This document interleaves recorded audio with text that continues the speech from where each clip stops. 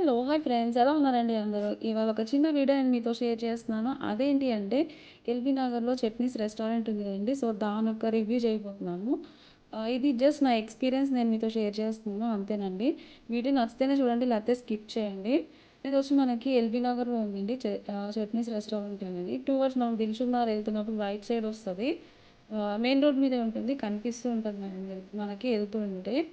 So, first entrance చాలా బాగుందండి. Restaurant అయితే చాలా చాలా నీట్‌గా ఉంది. బాగుంది.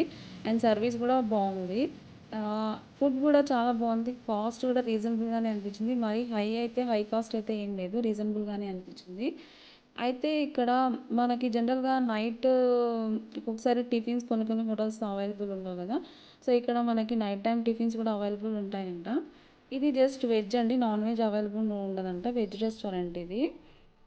ఇక్కడ ఒక క్లిప్పులు మిస్ అయినాయి. ఒక క్లిప్పు. అంటే మిస్ అవ్వడం అంటే నేను యాక్చువల్‌గా సూపు స్టేటస్ తీసుకున్నప్పుడు ఆ వీడియో నేను ఆన్ చేసి పెట్టాను అనుకున్నాను. బట్ అది ఆన్ అవ్వలేదు. నేను తర్వాత చూసుకున్నాను.